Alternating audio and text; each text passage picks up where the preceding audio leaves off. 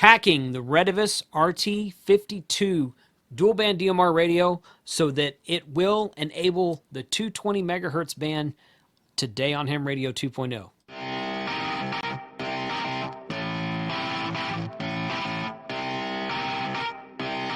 Shut up and sit down.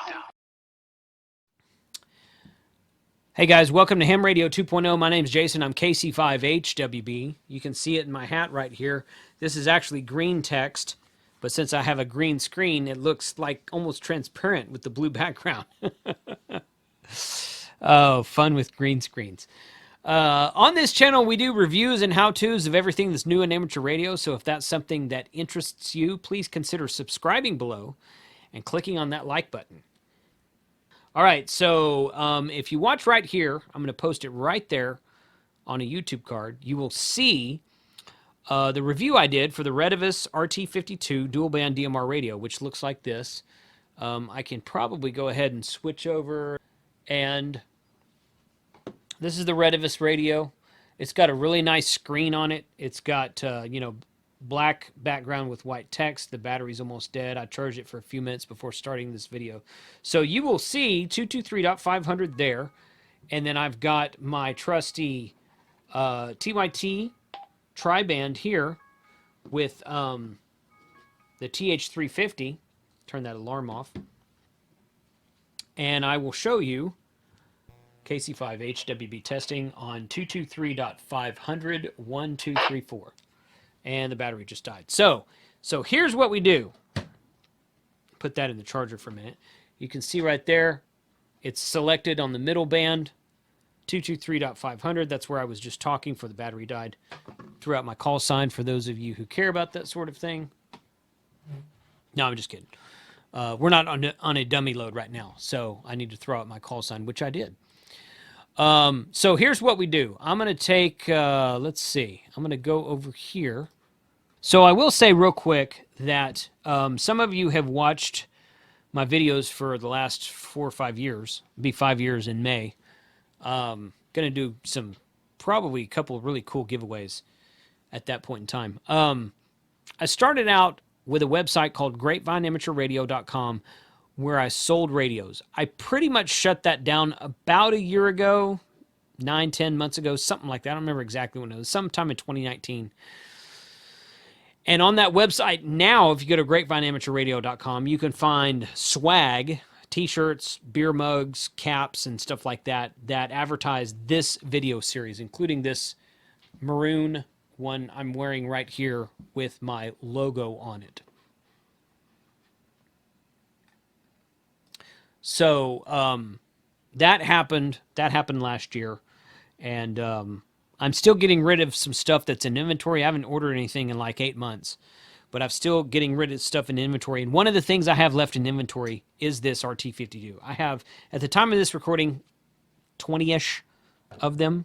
So once those are gone, those are gone. I will not be ordering more. I will not be selling radios anymore, et cetera, et cetera, et cetera. So if you want one of these after watching this video, hit me up in the comments below. Look me up on QRZ. I'll make you a deal on one. So here's what we do.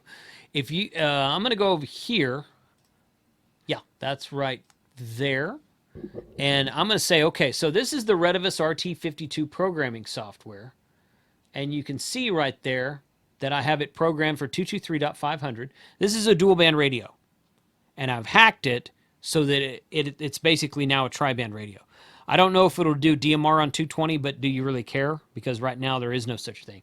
Although if you have a Anytone D578, maybe you can do some simplex work. That might try to that in another video.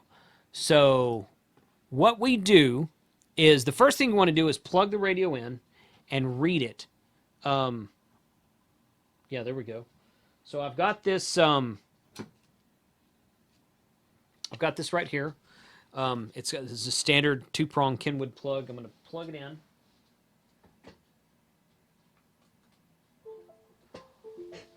And hopefully that tone came into, and I'm going to read the radio.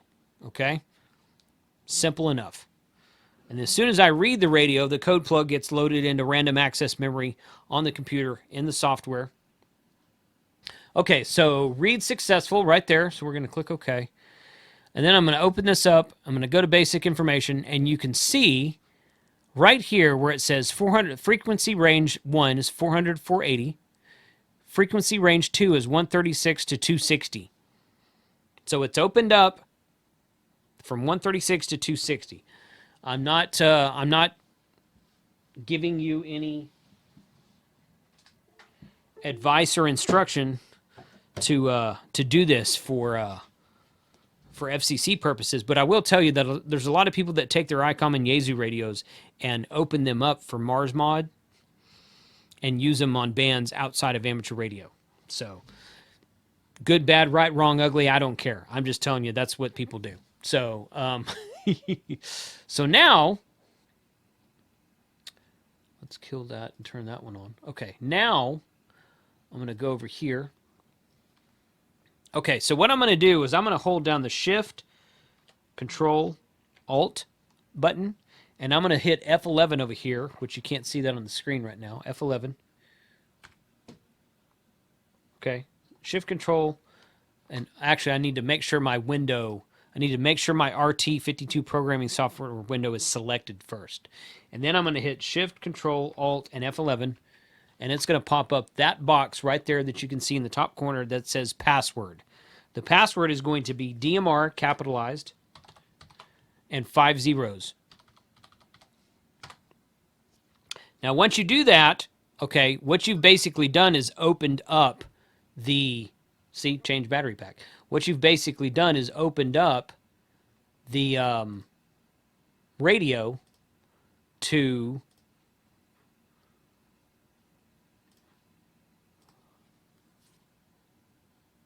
all the way to 260. So what we want to do now is go in here to basic information.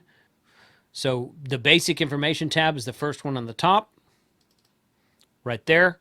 And if you see it's highlighted at 400, I'm just going to type a 0 and hit tab, and 0 and tab, 0 tab, 0 tab.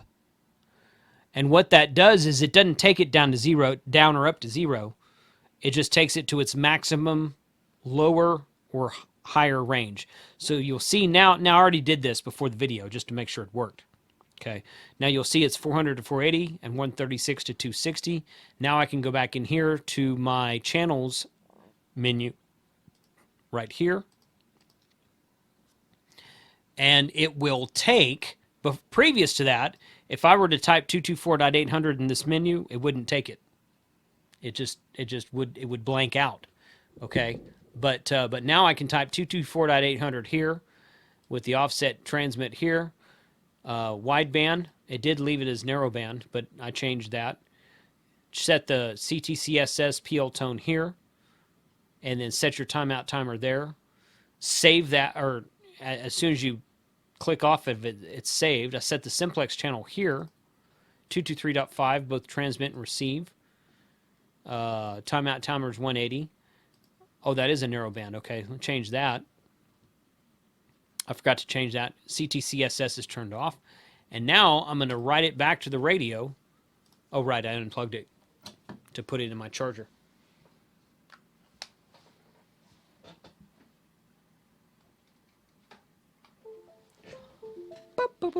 Okay, now I'm going to write it back to the radio. And it's writing.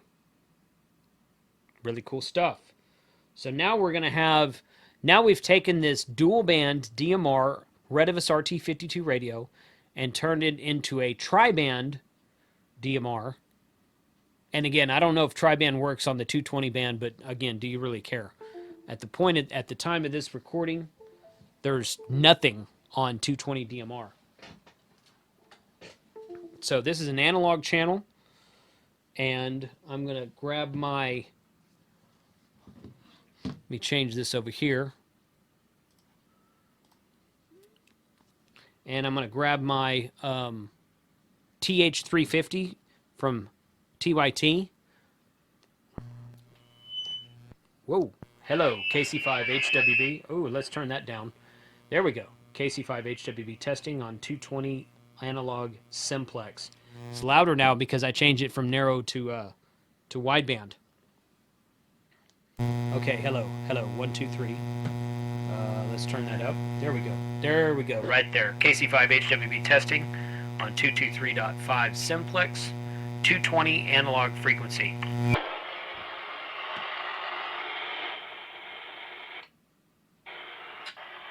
I have to adjust the squelch on that. This is a hacked radio. Just if there's little bugs in it like that, just be aware. So, oh, that's the coolest thing I've done all day. So, anyway, that is how you hack the Retevis RT-52, which is a nice little radio, by the way. I did a review on it. I pointed people to a website, and then I ended up buying some myself later, and I'm like, man, just nobody ever bought that thing. N0GSG never picked it up. So the code plugs are not transferable, but I tell you what, it's $139 retail. For what it does and how it looks and how it acts, it's actually a very nice radio. It's got dual PTT on it, so you can PTT the top band or the bottom band, either one, without changing something on the screen. And it's just the black screen with the white text on it looks really nice. I thought it was a great looking radio, but it just, for whatever reason, they just never really took off and sold. So, but if you want a tri-band radio for not much money, that'll do tri-band. I'm going to have to try and see if it'll do 220 DMR. I don't know that or not. Maybe it will. Maybe it won't. So, 73 guys, thanks for watching. Put your comments below if you've tried this. I want to thank the guy on eBay that told me these steps. I was selling these on eBay to get rid of them because, like I said, I had like 20. At the time, I had like 30 of them left. And he's like, "Oh, you can turn this into a tri-band." He bought one from me and then told me that later. I'm like, "Really? How?" And he sent me the instructions. I'm like, "Sure enough, that works." Thank you. I didn't know that. I didn't know you could do that. News to me. So, but it does work. And I'm going to keep 1 or 2 of these for myself because they're nice radios, like I said. So I'm going to have to build a code plug for it. So maybe you'll see some more videos upcoming on this channel later on about working. I have a 220 simplex node right there for All-Star. So probably be doing some work on that upcoming. 73 guys, thanks for watching. Put your comments below. Let me know if you have this radio, if you've used this, if you've ever heard of this hack. If you try the hack and do it, if it works for you, let me know. 73, we'll talk to you later.